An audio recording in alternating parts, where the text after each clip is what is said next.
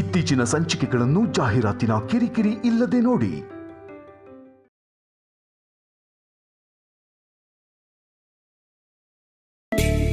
ಇದನ್ನೆಲ್ಲ ಇಮ್ಯಾಜಿನ್ ಕೂಡ ಮಾಡೋಕ್ಕಾಗಲ್ಲ. ಈ ರೂಟ್ನಲ್ಲೂ ಸಾಲ್ವ್ ಮಾಡ್ಬೋದು ಅನ್ನೋದು ನಿಜವಾಗ್ಲೂ ಗೆಸ್ ಮಾಡೋಕ್ಕೂ ಆಗಲ್ಲ. ಆ್ಯಕ್ಚುಲಿ ಇಟ್ಸ್ ವೆರಿ ಸಿಂಪಲ್ ಅಂತ. ಯಾವುದೇ ಮನೆಯಲ್ಲಿ ಇಬ್ಬರು ಮಧ್ಯೆ ವೈಮನಸ್ಸು ಬರುತ್ತೆ ಅಂದರೆ ಅದಕ್ಕೊಂದು ರೂಟ್ ಕಾಸ್ ಇರುತ್ತೆ. ಆ ರೂಟ್ ಕಾಸ್ನ ನಾವು ಸಾಲ್ವ್ ಮಾಡಿದ್ರೆ ಜಗಳ ಕ್ಲಿಯರ್ ಆಗುತ್ತೆ. ಆದರೆ ಕೆಲವು ಸತಿ ನಮ್ಮ ಈಗೋಗಳೇ ರೂಟ್ ಕಾಸ್ ಆಗಿಬಿಡುತ್ತೆ. ಆಗ ಜಗಳ ಬಗೆಹರಿಸೋದು ಸ್ವಲ್ಪ ಕಷ್ಟ. ಆಗ ಅದರದೇ ರೂಟಲ್ಲಿ ಹೋಗಿ ಅದನ್ನು ಕ್ಲಿಯರ್ ಮಾಡಬೇಕಾಗುತ್ತೆ. ನಾನು ಮಾಡಿದ್ದು ಅದನ್ನೇ.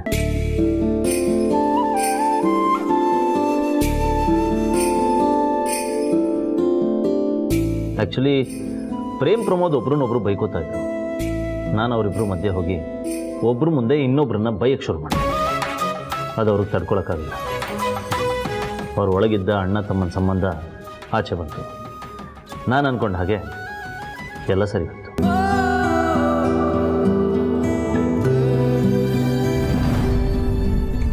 Great, really you are very great. ನನಗಿದನ್ನು ನಂಬೋಕೆ ಸಾಧ್ಯ ಆಗ್ತಿಲ್ಲ. ಅಂದರೆ ಈ ಥರ ನಾನು ಎಲ್ಲೂ ನೋಡೇ ಇಲ್ಲ. ನಿನ್ನೆ ಇದ್ದಿದ್ದ ಮನೆಗೂ ಇವತ್ತಿರೋ ಮನೆಗೂ ಎಷ್ಟು ಬದಲಾವಣೆ ಇದೆ. ನೀವು ಮನಸ್ಸು ಮಾಡಿದ್ರೆ ಏನು ಬೇಕಾದರೂ ಮಾಡ್ತೀರಾ. ಚಿಟಿಕೆ ಹೊಡೆಯೋಷ್ಟರಲ್ಲಿ ಎಲ್ಲನೂ ಚೇಂಜ್ ಮಾಡಿಬಿಡ್ತೀರಾ. Really you are magician.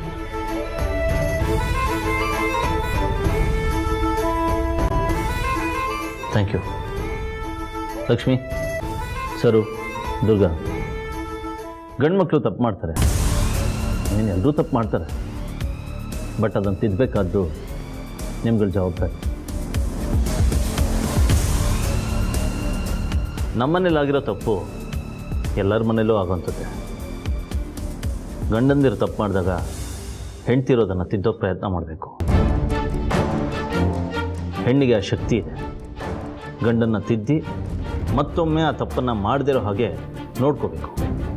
But ಮಾಡಿದ ತಪ್ಪನ್ನು ಸರಿ ಇದೆ ಅಂತ ಬೆಂತಟ್ಟಿದ್ರೆ ಅದರಿಂದ ಮತ್ತೊಂದು ತಪ್ಪುಗಳಾಗತ್ತೆ.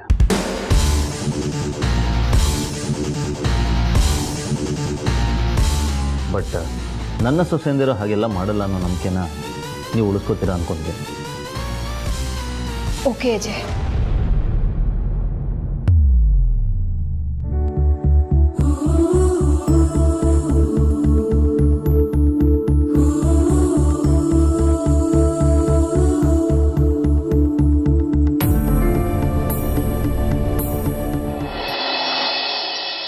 ಆ ಲೀಲಾನ ಈ ಮನೆಯಿಂದ ಹೊರಗೆ ಹಾಕಕ್ಕೆ ಇದಕ್ಕಿಂತ ಒಳ್ಳೆ ಅವಕಾಶ ಇರಲಿಲ್ಲ, ಸಿಗೋದು ಇಲ್ಲ.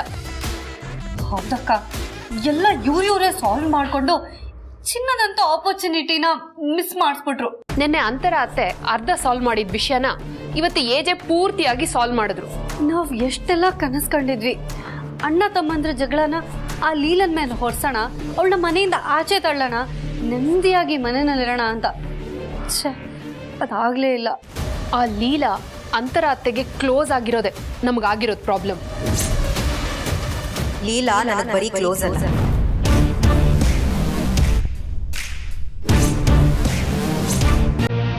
ಅವಳು ನನ್ನ ಜೀವಕ್ಕಿಂತ ಹೆಚ್ಚು.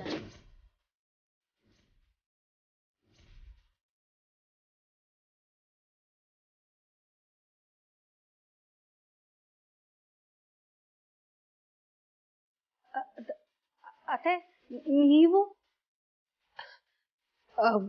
ಅತ್ತೆ ನೀವ್ ಯಾವಾಗ ಬಂದ್ರಿ?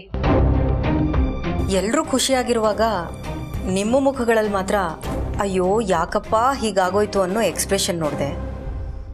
ಆಗಲೇ ನಿಮ್ಮ ಹಿಂದೆ ಬಂದೆ.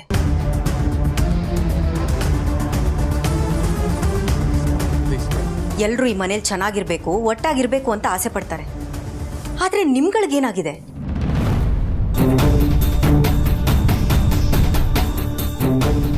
ನಿನ್ನೆ ಮೊನ್ನೆ ಬಂದಿರೋ ನಾನೇ ಈ ಮನೆ ಒಡಿಬಾರ್ದಪ್ಪ ಅಂತ ಅಂದ್ಕೊಳ್ತೀನಿ. ನಿಮ್ಗೆ ಯಾಕೆ ಹಾಗನ್ಸಲ್ಲ?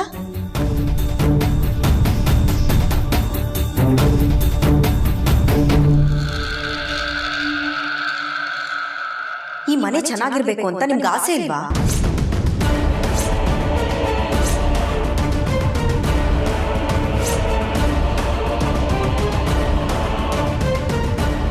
ಇದೆ ಅತ್ತೆ. ಮತ್ತ್ಯಾಕೆ ಹೀಗೆ ಮಾಡ್ತಿದ್ದೀರಾ? ನಿಮಗೂ ಲೀಲಾಗೂ ಏನು ಸಮಸ್ಯೆ? ಈ ಹಿಂದೆ ಲೀಲಾಗೂ ನಿಮ್ಮ ಮಧ್ಯೆ ಏನು ನಡೆದಿತ್ತು?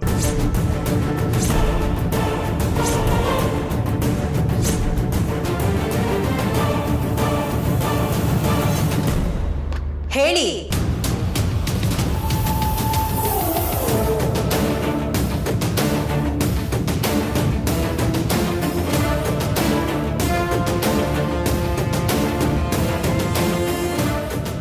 ಓಕೆ, ಆಯ್ತು, ನಾನು ಅದನ್ನ ಕೇಳಕ್ ಹೋಗಲ್ಲ.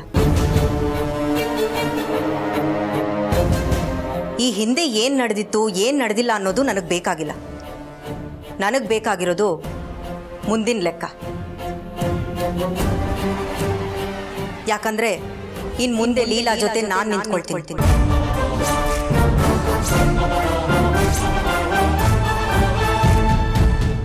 ಇನ್ ಮುಂದೆ ಲೀಲಾಗೆ ಈ ಮನೆಯಲ್ಲಿ ಒಂದು ಸಣ್ಣ ನೋವು ಕೂಡ ಆಗ್ಕೂಡ್ದು.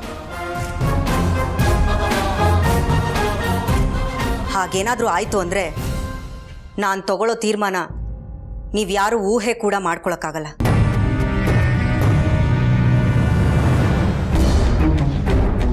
ನನಗೆ ನೆನಪಿದ್ದಾಗ ಹೇಗಿದ್ನೋ ಹೇಗೆ ಬಿಹೇವ್ ಮಾಡ್ತಿದ್ನೋ ನನಗೆ ಗೊತ್ತಿಲ್ಲ. ಆದರೆ ಈಗ ನಿಮ್ಮ ಮುಂದೆ ನಿಂತಿರೋ ಇವಳು ತುಂಬಾ ಹೊರಟು.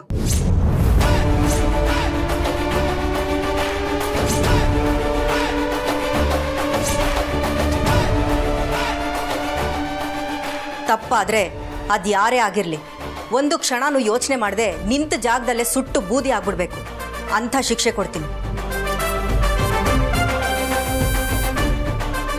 ನನ್ನ ಕೋಪ ಯಾವ ಲೆವೆಲ್ಗೆ ಬೇಕಾದರೂ ಹೋಗ್ಬೋದು. ಅನುಮಾನ ಇದ್ರೆ ಬೇಕಾದ್ರೆ ನನ್ನ ಜೊತೆ ಕೆಲಸ ಮಾಡಿದವ್ರನ್ನ ಕೇಳಿ ತಿಳ್ಕೊಳ್ಳಿ.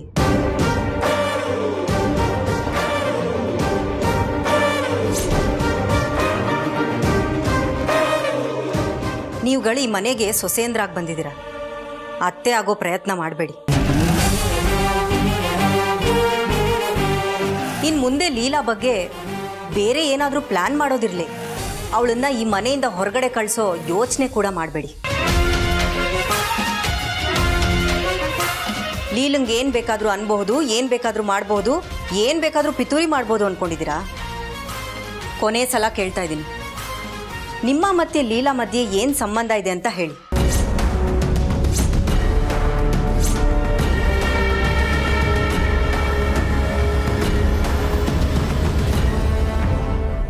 ನಾನು ಅರ್ಥ ಮಾಡ್ಕೊಂಡಿರೋದೇನೆಂದರೆ, ನಿಮ್ಮ ಮತ್ತೆ ಲೀಲಾ ಮಧ್ಯೆ ಈ ಸ್ಟೇಟಸ್ಸು, ಅಧಿಕಾರ, ಅಂತಸ್ತು ಇದೆಲ್ಲದಕ್ಕೂ ಮೀರಿದ್ದು ಬೇರೆ ಏನೋ ಇದೆ. ಬೇರೆ ಸಂಬಂಧನೇ ಇದೆ.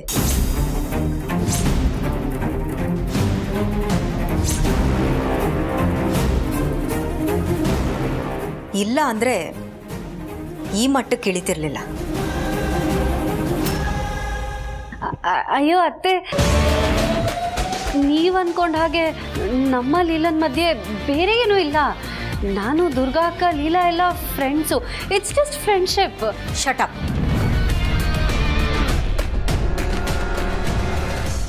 ನಿಮ್ಮ ನಾಟಕಗಳು ನನಗೇನು ಗೊತ್ತಿಲ್ಲ ಅನ್ಕೊಂಡಿದ್ದೀರಾ? ನಾನು ನಿಮ್ಮಿಬ್ರನ್ನ ಗಮನಿಸ್ತಾನೆ ಇರ್ತೀನಿ. ಇನ್ನೊಂದ್ಸಲ ಲೀಲಾ ಸುದ್ದಿಗೆ ಬಂದ್ರೆ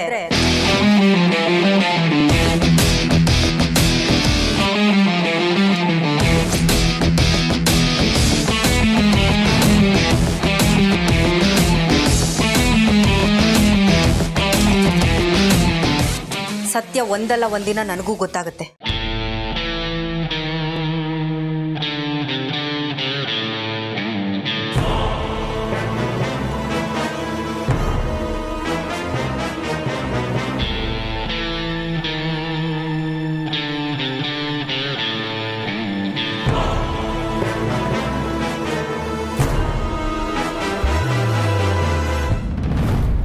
ಎಲ್ಲ ಎಷ್ಟು ಸುಲಭವಾಗಿ ಬಗೆಹರಿಸ್ಬಿಟ್ಟಿಯಲ್ಲ ರಾಮ್.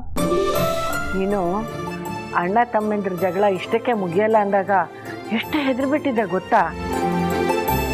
ಆದರೆ ನೀನು ರಾತ್ರಿ ಕಳೆಯೋದ್ರೊಳಗೆ ಅವರಿಬ್ಬರ ಮಧ್ಯೆ ಸಮಸ್ಯೆ ಬಗೆಹರಿಸಿದ್ದು ಅಲ್ಲದೆ ಅವರಿಬ್ಬರ ಮಧ್ಯೆ ಪ್ರೀತಿ ಇನ್ನೂ ಜಾಸ್ತಿ ಆಗೋ ಹಾಗೆ ಮಾಡಿದೆ. ಕೆಲವು ಪ್ರಾಬ್ಲಮ್ಗಳನ್ನ ಅದ್ರ ಪಾಡಿಗೆ ಬಿಟ್ಬಿಟ್ರೆ ಅದು ಸಾಲ್ವ್ ಆಗುತ್ತಮ್ಮ. ಆದರೆ ಕೆಲವು ಪ್ರಾಬ್ಲಮ್ಗಳನ್ನ ನಾವು ಅಟೆಂಡ್ ಮಾಡಲಿಲ್ಲ ಅಂದರೆ ದಿನದಿಂದ ದಿನ ದೊಡ್ಡದಾಗ್ತಾನೆ ಹೋಗುತ್ತೆ. ಆ್ಯಕ್ಚುಲಿ ಪ್ರಾಬ್ಲಮ್ಮು ಮನೆ ಸಂಬಂಧ ಅಂತ ಬಂದಾಗ ತುಂಬ ತುಂಬ ಸೂಕ್ಷ್ಮವಾಗಿ ಹ್ಯಾಂಡಲ್ ಮಾಡಬೇಕು. ನಾನು ಮಾಡಿದ್ದು ಅದನ್ನೇ. ಚಿಕ್ಕ ಮಕ್ಕಳು ಗಲಾಟೆ ಮಾಡಿಕೊಂಡ್ರೆ ಕೂಡ್ಸ್ ಬುದ್ಧಿ ಹೇಳಿದ್ರೆ ಕೇಳ್ತಾರೆ, ಆದರೆ ದೊಡ್ಡವ್ರು ಗಲಾಟೆ ಮಾಡ್ಕೊಂಡಾಗ ಕೂಡ್ಸ್ ಹೇಳಿದ್ರೆ ಕೇಳಲ್ಲ. ಆ ವಿಷಯ ನನಗೆ ಗೊತ್ತಿತ್ತು. ಅದಕ್ಕೋಸ್ಕರನೇ ನಾನು ಈ ಪ್ರಾಬ್ಲಮ್ನ ಬೇರೆ ಥರನೇ ಆಪ್ರೇಟ್ ಮಾಡಿದೆ. ಆ್ಯಂಡ್ ಅದು ವರ್ಕ್ ಕೂಡ ಆಯಿತು. ಅಂತರ ಮುಖದಲ್ಲಿ ನಗು ಬಂತು. ನನ್ನಮ್ಮ ಅವಳ ಮುಖದಲ್ಲಿ ಆ ನಗು ಬರ್ಸೋದಕ್ಕೆ ನಾನು ಏನು ಬೇಕಾದ್ರೂ ಮಾಡ್ತೀನಿ. ಎಷ್ಟು ವಿಚಿತ್ರ ನೋಡು, ನೀನ್ ಖುಷಿಯಾಗಿರ್ಬೇಕು ಅಂತ ಲೀಲಾ ಒದ್ದಾಡ್ತಾ ಇದ್ದಾಳೆ. ಲೀಲಾ ಖುಷಿ ಅಂತ ಅಂತರ ಒದ್ದಾಡ್ತಾ ಇದ್ದಾಳೆ. ಅಂತರ ಮುಖದಲ್ಲಿ ನಗು ನೋಡ್ಬೇಕು ಅಂತ ನೀನ್ ಒದ್ದಾಡ್ತಿದೀಯ. ನೀವು 3 ಜನ ಒಬ್ಬರು ಖುಷಿಗೆ ಇನ್ನೊಬ್ರು ಹಪ್ಪಿಸ್ತಿದ್ದೀರಲ್ಲ, ನಿಮ್ 3 ಜನಕ್ಕೂ ಒಳ್ಳೇದೇ ಆಗ್ಬೇಕು. ಇನ್ಮೇಲೆ ಎಲ್ಲ ಚಿಂತೆನೂ ಬಿಟ್ಬಿಡ. ಕಾಲ ಹೇಗೆ ಕರ್ಕೊಂಡೋಗುತ್ತಾ ಹಾಗೇ ಹೋಗ್ತಾ ಇರು. ಅತಿಯಾಗಿ ಯೋಚನೆ ಮಾಡಬೇಡ, ಎಲ್ಲ ಒಳ್ಳೇದೇ ಆಗುತ್ತೆ.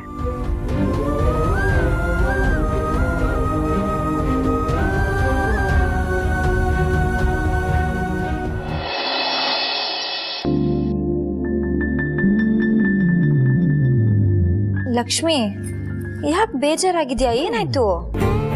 ಅತ್ತೆ, ನನ್ನ ಪರಿಸ್ಥಿತಿ ಹೇಗಿದೆ ಗೊತ್ತಾ? ಅದೆಲ್ಲ ನಂಗೆ ಗೊತ್ತು, ಅದನ್ನ ನಾನು ನೋಡ್ಕೋತೀನಿ, ಸೊ ಟೆನ್ಷನ್ ಬೇಡ.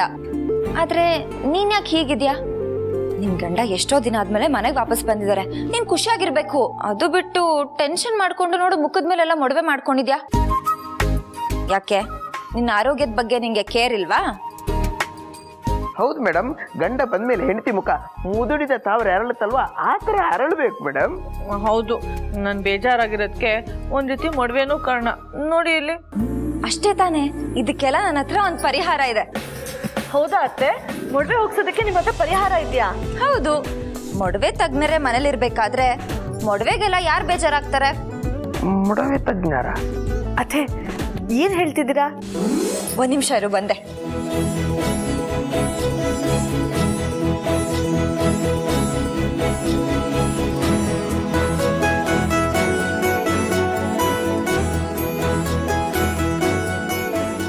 ಆಕ್ನೆ ಸ್ಟಾರ್ ಮೊಡವೆಗಳಿಗೆ ವಿದಾಯ ಹೇಳಿ. ಇದರಿಂದ ಮೊಡವೆ ಮಾಯ ಆಗುತ್ತಾ? ಹೇಗೆ? ಆಕ್ನಿ ಸ್ಟಾರ್ ಜೆಲ್ ಅಲ್ಲಿ ಕ್ಲಿಂಡಮೈಸಿನ್ ಇದೆ. ಇದು ಮೊಡವೆಯಲ್ಲಿ ಊತ ಬರ್ಸೋ ಬ್ಯಾಕ್ಟೀರಿಯಾನು ಕೊಲ್ಲುತ್ತೆ. ಹಾಗೆ ಮೊಡವೆ ಕೆಂಪು ಬಣ್ಣ ಕಡಿಮೆ ಮಾಡುವ ನಿಕೋಟಿನಮೈಡ್ ಕೂಡ ಇದೆ. ಜಸ್ಟ್ 7 ಡೇಸ್ ಅಲ್ಲಿ ಮೊಡವೆನೆಲ್ಲ ಕಮ್ಮಿ ಮಾಡಿ ಬ್ಲ್ಯಾಕ್ ಹೆಡ್ಸ್, ವೈಟ್ ಹೆಡ್ಸ್, ಮುಖದ ಮೇಲಿರೋ ಎಣ್ಣೆ ಅಂಶ ಎಲ್ಲ ಕಮ್ಮಿ ಮಾಡುತ್ತೆ. ಮೊಡವೆಯಿಂದ ಮುಕ್ತವಾದ ಕಾಂತಿಯುತ ಚರ್ಮವನ್ನು ನೀಡುತ್ತೆ. And this is safe on skin.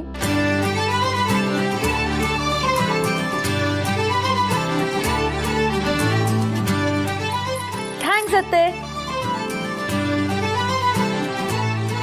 ಆಕ್ನೆ star soap form ಅಲ್ಲೂ ಸಿಗುತ್ತೆ. ಎಲ್ಲ ವ್ಯವಸ್ಥೆನೂ ಆಯ್ತಲ್ಲ ಮೇಡಮ್, ಇನ್ನು ನೀವು ಬೇಜಾರಾಗಕ್ಕೆ ರೀಸನೇ ಇಲ್ಲ. ಸರು, ನನ್ನ ಮಾತು ಕೇಳು. ಕೇಳಲ್ಲ. ಈಗ ಏನಾಯ್ತು ಅಂತ ಹೀಗೆ ಆಡ್ತಿದ್ಯಾ? ಇಲ್ಲಿ ಯಾರ್ದು ತಪ್ಪಲ್ಲ. ಒಂದು ನಿಮಿಷ ನಾನು ಹೇಳೋದನ್ನ ಕೇಳು ಸರು. ಕೇಳಲ್ಲ. ನಾನು ಯಾಕೆ ನಿಮ್ಮ ಮಾತು ಕೇಳಬೇಕು? ನೀವು ನನ್ನ ಮಾತು ಕೇಳಿದ್ರಾ? ಇಲ್ಲ ತಾನೆ? ಮತ್ತೆ ನಾನು ಯಾಕೆ ನಿಮ್ಮ ಮಾತು ಕೇಳಬೇಕು? ಸುಮ್ಮನೆ ಹೋಗಿ ಮಾತಾಡಿಸ್ಬೇಡಿ ನನ್ನನ್ನ. ಮಾತಾಡಬಾರ್ದು. ಯಾಕೆ? ಬೇಡ ಅಂತ ಹೇಳಿದ್ರು ನನ್ನ ಮಾತು ಮೀರಿ ನೀವು ಅವ್ರನ್ನ ಮಾತಾಡ್ಸಿದ್ರಲ್ಲ, ಅದಕ್ಕೇನೆ. ಸರು, ಅಯ್ಯ, ನಿಮ್ಮ ಮಾತು ಕೇಳಲ್ಲ ಅಂತ ನಾನು ಹೇಳ್ತಾ ಇಲ್ವಾ? ನನಗೆ ನಿಮ್ಮ ಜೊತೆ ಮಾತಾಡೋದಕ್ಕೆ ಇಷ್ಟ ಇಲ್ಲ. ಬೇಡ ಅಂದ್ರೂ ಮಾತಾಡೋದಕ್ಕೆ ನಾನೇ ನಿಮ್ಮ ಅಣ್ಣ ಅದಕ್ಕೆ ತರ ಅಲ್ಲ. ಸರು,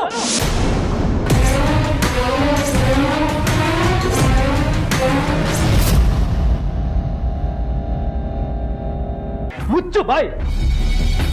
ಇನ್ನೊಂದು ಮಾತಾಡಿದ್ಯೋ ನಾನು ಕೆಟ್ಟವನಾಗಬೇಕಾಗತ್ತೆ. ಒಳ್ಳೆ ಹೆಂಡತಿ ಅಂತೂ ಆಗಿಲ್ಲ, ಮನಹಾಳಿ ನೀನು. ಅಲ್ಲ, ಒಳ್ಳೆ ಹೆಂಡತಿ ಆಗಕ್ಕಂತೂ ಯೋಗ್ಯತೆ ಇಲ್ಲ ನಿನಗೆ. ಅಟ್ಲೀಸ್ಟ್ ಒಳ್ಳೆ ಹೆಣ್ಣಾದ್ರೂ ಆಗು. ಅಣ್ಣ ತಮ್ಮಂದ್ರು ಜಗಳ ಆಡ್ತಿದ್ದಾಗ ನೀನ್ ಏನಂದೆ? ನೀನು ನಿಮ್ಮ ಅಣ್ಣನ ಹತ್ರ ಮಾತಾಡಿದ್ರೆ ನನ್ನ ಜೊತೆ ಮಾತಾಡಲ್ಲ ಅಂತ ಹೇಳ್ದೆ ಅಲ್ವಾ?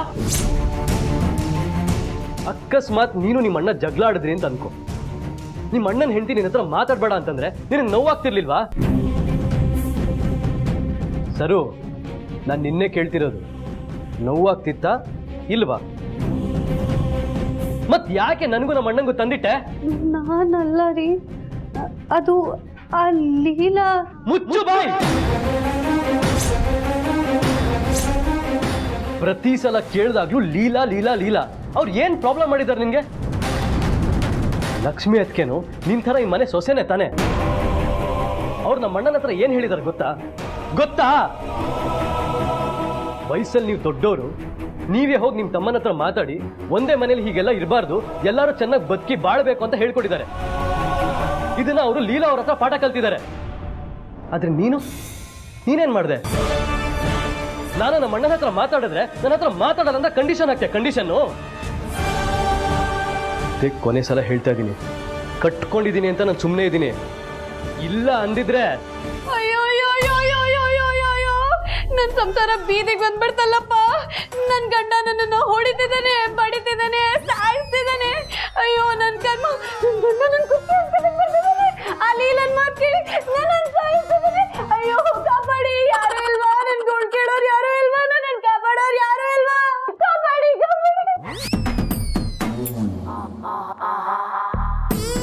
ಓವರಾಗಿ ಆಡ್ಬಿಟ್ನಾ? ಈ ಮನುಷ್ಯ ರಿಯಾಕ್ಟೇ ಮಾಡ್ತಾ ಇಲ್ಲ. ಯಾಕೋ ನನ್ನ ಪ್ಲಾನ್ ನನಗೆ ಉಲ್ಟಾ ಹೊಡಿತು ಓದಿಸ್ತಿದೆ. ಮುಗಿತಾ? ಮತ್ತೆ ಈ ತರ ಯಾವತ್ತಾದ್ರೂ ಮಾತಾಡಿದ್ಯೋ, ಮಾತಾಡಕ್ ಬಾ ಇರಬಾರ್ದು. ಹಾಗೆ ಮಾಡ್ಬಿಡ್ತೀನಿ. ನಾನು ಮೊದ್ಲಿನ ಪ್ರೇಮಲ್ಲ, ನೆನಪಿರ್ಲಿ. ಮೊದಲು ಒಳ್ಳೆ ಹೆಣ್ಣಾಗೋದನ್ನ ಕಲಿ. ಸಾಧ್ಯ ಆದ್ರೆ ಲೀಲಾ ಅವ್ರ ಹತ್ರ ಹೋಗಿ ಕ್ಷಮೆ ಕೇಳು, ಒಳ್ಳೆ ಬುದ್ಧಿನಾದ್ರೂ ಬರುತ್ತೆ. ಏನೋ ನಿನಗೆ ಹೇಳ್ತಿರೋದು.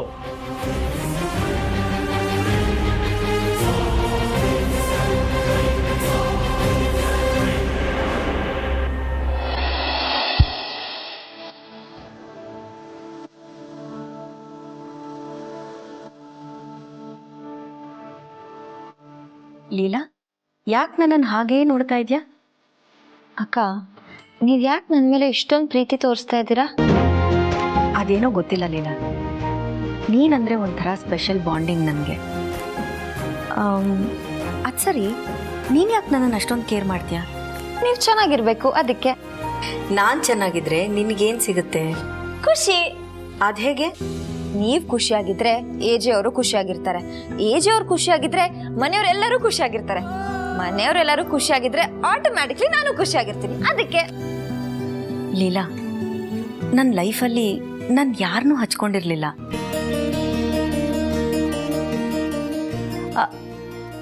ಓಕೆ, ಅರ್ಥ ಆಯಿತು. ಅಂದರೆ ನನಗೆ ನೆನಪಿರೋ ಪ್ರಕಾರ ಯಾರನ್ನೂ ಹಚ್ಕೊಂಡಿರಲಿಲ್ಲ ಅಂದೆ. ನನಗೆ ಫ್ರೆಂಡ್ಸ್ ಅಂತ ಯಾರೂ ಇರಲಿಲ್ಲ. ನಾನು ಇಂಡಿಪೆಂಡೆಂಟ್ ಆಗಿದ್ದವಳು. ನನ್ನ ಫೀಲಿಂಗ್ಸ್ಗಳನ್ನ ಯಾರ ಹತ್ರನೂ ಅಷ್ಟು ಸುಲಭವಾಗಿ ಹಂಚ್ಕೋತಾನೆ ಇರಲಿಲ್ಲ. ಆದರೆ ನಿನ್ನ ಹತ್ರ ನನ್ನ ಫೀಲಿಂಗ್ಸ್ನೆಲ್ಲ ಹಂಚ್ಕೋಬೇಕು ಅನ್ಸುತ್ತೆ. ಯಾವುದೇ ಕೆಲಸ ಮಾಡಬೇಕಂದ್ರೂ ನಿನ್ನ ಸಜೆಷನ್ ಕೇಳಬೇಕು ಅನ್ಸುತ್ತೆ. ನಾನು ನಿನ್ನನ್ನು ಅಷ್ಟೊಂದು ಹಚ್ಕೊಂಡಿದ್ದೀನಿ ಗೊತ್ತಾ?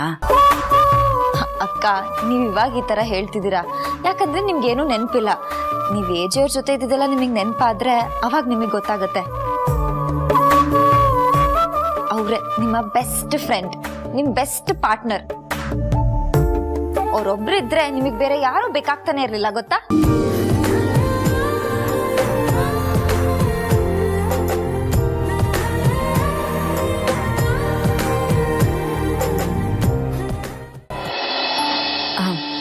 ಲೀಲಾ, ಅಂದಾಗೆ ಕೇಳೋದೇ ಮರ್ತೆ, ನಿನಗೇನು ಇಷ್ಟ?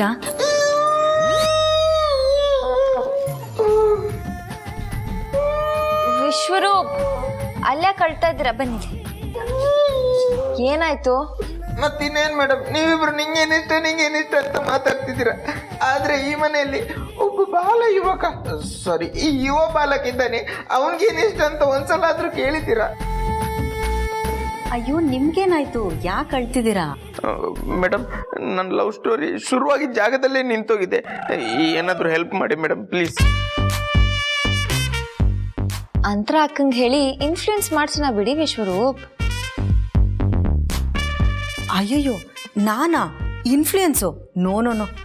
ಪ್ರೀತಿ ಅನ್ನೋದು ತಾನಾಗೆ ಬರಬೇಕು. ಇನ್ನೊಬ್ರ ಹತ್ರ ಹೇಳ್ಸೋದು, ಇನ್ಫ್ಲೂಯೆನ್ಸ್ ಮಾಡಿಸೋದು ಇದೆಲ್ಲ ಕೆಲ್ಸಕ್ಕೆ ಮಾತ್ರ, ಪ್ರೀತಿಗಲ್ಲ ವಿಶ್ವರೂಪ್. ಆಗಲ್ಲ ಅನ್ನೋದನ್ನ ಎಷ್ಟು ಡಿಸೈನ್ ಹೇಳ್ಬಿಟ್ರಿ ಮೇಡಮ್. ಆದ್ರೂ ಪರವಾಗಿಲ್ಲ ಬಿಡಿ. ನಾನು ನನ್ನ ಆತ್ಮವಿಶ್ವಾಸ ಬಿಡಲ್ಲ ಮೇಡಮ್. ಲವ್ ಅಲ್ಲಿ ಮೆರಿಟ್ ತಗೋತೀನಿ, ಆಗ ಗೌರ್ಮೆಂಟ್ ಸೀಟೇ ಸಿಗುತ್ತೆ. ಆಮೇಲೆ ಡೈರೆಕ್ಟ್ ಅಪ್ಲಿಕೇಶನ್, ಡೈರೆಕ್ಟ್ ಸೆಲೆಕ್ಷನ್.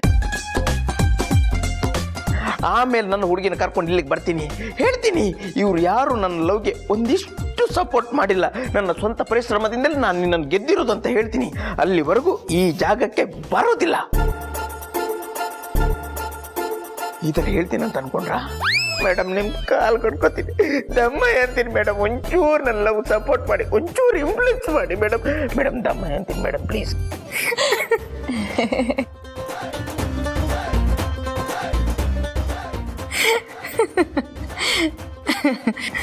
ಅಂತಾರೆ ಮೇಡಮ್, ನತ್ತಿದ್ದಾರೆ ಅಂದ್ರೆ ರೂಪನ ಹತ್ರ ಗ್ಯಾರಂಟಿಗೆ ಇನ್ಫ್ಲುಯೆನ್ಸ್ ಮಾಡೇ ಮಾಡ್ತಾರೆ. Okay madam, thank you madam, bye bye, goodbye. Madam ಹೆಸರು ನೆನಪಿದೆ ಅಲ್ವಾ? The name is Vishwaroop. Okay bye. Leela, ಎಷ್ಟು ಖುಷಿ ಆಗುತ್ತಲ್ವಾ ಈ ಮನೆಯಲ್ಲಿ ನಗಾಡ್ಕೊಂಡು ನೆಮ್ಮದಿಯಾಗಿರ್ಬಹುದು. ಅಕ್ಕ, ನೀವು ಹೇಳಿದ್ದೆಲ್ಲ ಈ ಮನೇಲಿ ಇನ್ನೂ ಜಾಸ್ತಿ ಆಗಬೇಕು ಅಂದರೆ ನಿಮಗೆಲ್ಲ ನೆನ್ಪು ಬರಬೇಕು. ಆಗ ನಿಮಗೆ ಗೊತ್ತಾಗುತ್ತೆ ಯಾರ್ಯಾರ ಜೊತೆ ಎಷ್ಟು ಕನೆಕ್ಷನ್ ಇತ್ತು ಅಂತ. ಅಕಸ್ಮಾತ್ ನನಗೆ ನೆನಪಾಗಲಿಲ್ಲ ಅಂದರೆ